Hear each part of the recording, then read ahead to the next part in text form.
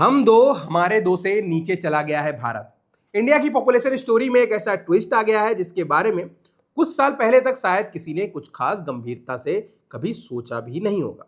जिस देश को दशकों तक जनसंख्या विस्फोट का डर था, जो देश बचपन से ही हमें यही सुना रहा है कि भारत की जो सबसे बड़ी समस्या है वो बढ़ती हुई आबादी ही है, और जिस देश में ट्रेन से लेकर अस्पताल तक, स्कूल से लेकर सड़क तक, नौकरी से लेकर राशन तक हर चीज में भीड़ जो है उसका दबाव महसूस होता है, उसी भारत में अब बच्चे कम पैदा हो रहे हैं।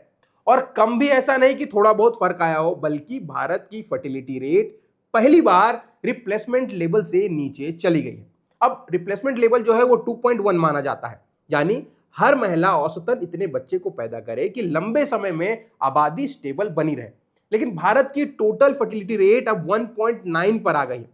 आसान भाषा में इसको समझे तो एक साल में अगर 10 लाख बच्चे पैदा हुए और अगर 12 लाख लोगों की मौत हो गई, इसके साथ माइग्रेशन का जो इंपैक्ट है वो जीरो रहा। मतलब दूसरे देश से कोई प्रवासी आया नहीं, अपने देश से कोई बाहर गया नहीं, तो ऐसी स्थिति में आबादी जो है वो 2 लाख कम हो जाएगी। तो अब आप समझ रहे होंगे कि इसका नकारात्मक जनसंख्या वृद्धि कह सकते हैं। तो इसका मतलब यह है कि भारत में अब औसतन हर महिला 2 से कम बच्चे पैदा कर रही है। अब पहली नजर में कई लोग खुश हो सकते हैं कि चलो अच्छा हुआ, आबादी कम होगी, भीड़ कम होगी, जो रिसोर्सेस है उस पर दबाव कम होगा, नौकरी में भी कंपटीशन कम हो सकता है, घरों की कीमत, पानी, बिजली, स्कूल, अस्पताल, सब पर बोझ कम होगा। लेकिन कहानी इतनी सीधी भी नहीं है। असली सवाल यह है कि क्या भारत के लिए फर्टिलिटी रेट का गिरना अच्छी खबर है या फिर भाई बुरी खबर है? जवाब है कि एक बड़ी अपॉर्चुनिटी भी है, एक बड़ा वार्निंग सिग्नल भी है। ये इस बात पर निर्भर करेगा कि भारत अगले 20 से 30 सालों में अपनी पॉलिसी को कैसे बदलता है। अगर हमने सही तैयारी की तो हम गिरती हुई फर्टिलिटी रेट को भारत को एक क्वालिटी पॉपुलेशन, बेहतर ह्यूमन कैपिटल और स्ट्रॉन्ग इकोनॉमी की तरफ ले जा सकते हैं। लेकिन अगर हमने तैयारी नहीं की तो यही ट्रेंड आने वाले दशकों में बूढ़े Bharat, shrinking workforce, pension crisis, health care burden, regional political tension में बदल सकता है। सबसे पहले समझिए कि ये हुआ कैसे है। भारत में बच्चे कम होने की जो सबसे बड़ी वजह है वो सिर्फ फैमिली प्लानिंग कैंपेन नहीं है जो सरकार चलाती है, बल्कि समाज का ढांचा जो है वो बदल रहा है। पहले के भारत में बच्चे जो है वो सिर्फ परिवार का हिस्सा ही नहीं होते थे, वो इकोनॉमिकल सिक्योरिटी भी होते थे। खेती बाड़ी वाले परिवार में ज्यादा बच्चे मतलब ज्यादा हाथ, ज्यादा लेबर, बुढ़ापे में ज्यादा सहारा। उस समय इन्फेंट मोर्टेलिटी भी ज्यादा थी, यानी जो कई बच्चे बचपन में ही मरने का जो खतरा होता है वो भी ज्यादा था। इसीलिए परिवार ज्यादा बच्चे पैदा करता था। लेकिन जैसे जैसे हेल्थ केयर बेहतर हुई है, बच्चों की बचने की संभावना बढ़ी है, वैक्सीनेशन, हॉस्पिटल डिलीवरी भी बढ़ी है, वैसे वैसे लोगों को यह भरोसा हुआ कि कम बच्चे भी सेफली बड़े हो सकते हैं। और कहीं ना कहीं चाइल्ड डेथ रेट में कमी आने के साथ साथ अधिक बच्चे पैदा करने की इच्छा में भी कमी आई। न्यू एसआईआर रिपोर्ट के हिसाब से भारत में शिशु मृत्यु दर में उल्लेखनीय गिरावट दर्ज की गई। जो 2019 में प्रति 1000 जीवित बच्चों पर 30 था, वो 2024 में 1000 जीवित जन्मे बच्चों पर 24 हो गया है। इसके साथ शिक्षा, खासकर कि महिलाओं की शिक्षा ने सबसे बड़ा बदलाव लाया है।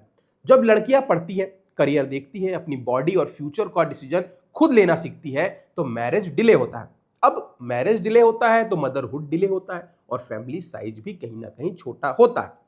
इसके साथ देखिए कि इसमें शहरीकरण ने भी कहीं ना कहीं बड़ा खेल बदला है। गांव में 2-3 बच्चों को पालना जितना आसान लगता है, वही शहर में एक बच्चे को पालना भी मिडिल क्लास के लिए एक प्रोजेक्ट जैसा है। अब चाहे वो स्कूल फीस हो, कोचिंग, हेल्थ केयर, रेंट या फिर एक्स्ट्रा क्लास हो। और आज बच्चा पैदा करना सिर्फ इमोशनल डिसीजन नहीं है, एक लॉन्ग टर्म फाइनेंशियल कमिटमेंट भी बन चुका है।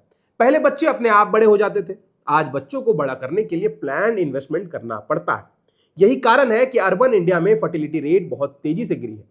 दिल्ली जैसे शहरों में फर्टिलिटी 1.2% पर आ गई है। वहीं दूसरी तरफ बिहार और उत्तर प्रदेश जैसे स्टेट में फर्टिलिटी रेट अभी भी नेशनल एवरेज से ऊपर है, क्योंकि वहां education, women agency, health care access और इकोनॉमिकल सिक्योरिटी का गैप अभी भी कहीं ना कहीं बड़ा है। इसीलिए भारत में फर्टिलिटी डिक्लाइन भी जो है, इसकी भी कहानी एक जैसी नहीं है। ये दो अलग अलग भारत की कहानी है। एक भारत है जो ऑलरेडी लो फर्टिलिटी रेट वाली एजिंग की तरफ बढ़ चुका है, दूसरा भारत है जहां यंग पॉपुलेशन अभी भी ज्यादा है।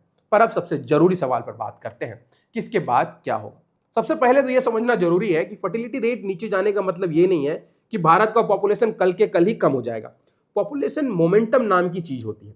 भारत की आबादी अभी भी कुछ समय तक बढ़ेगी, क्योंकि हमारे पास यंग पॉपुलेशन बेस बहुत बड़ा है। लेकिन लंबी अवधि में जब कम बच्चे पैदा होंगे और मौजूद जो युवा पीढ़ी है वो बूढ़ी होगी, तो पॉपुलेशन ग्रोथ धीमी हो जाएगी और फिर एक समय के बाद पॉपुलेशन श्रिंक भी कर सकती है। और दुनिया के कई देश ऑलरेडी बूढ़े हो चुके हैं। Japan, south Korea, China, Europe जैसे कई हिस्से हैं जहां काम करने वाले कम और बुजुर्ग जो है वो ज्यादा है। और आपको बता दें कि सिर्फ 25 साल पहले 2000 के दशक में भारत में जो प्रजनन दर है वो 3.3% थी। सरकारों को जनसंख्या विस्फोट का डर था और यह डर इतना था कि 1970 के दशक में तो इंदिरा गांधी की सरकार ने लोगों की जबरदस्ती नसबंदी करवाई। गांव-गांव में तो लोगों को पकड़ पकड़ कर नसबंदी करवाई जा रही थी। यह भारतीय लोकतंत्र के इतिहास का सबसे काला, सबसे शर्मनाक दाग है। पर फिर भी जनसंख्या बढ़ती रही। 2019 में मोदी जी ने खुद जनसंख्या विस्फोट की चेतावनी दी थी।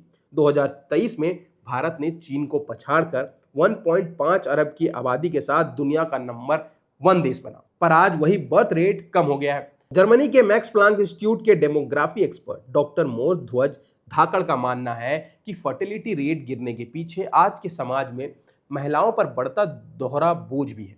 आज महिलाएं करियर तो बना रही है, लेकिन घर और बच्चों को भी संभालने की जिम्मेदारी कहीं ना कहीं उन्हीं पर है। और इस डबल रोल और स्ट्रेस के कारण अब महिलाएं या तो लेट फैमिली प्लानिंग करती हैं या फिर सिंगल चाइल्ड पॉलिसी अपना रही।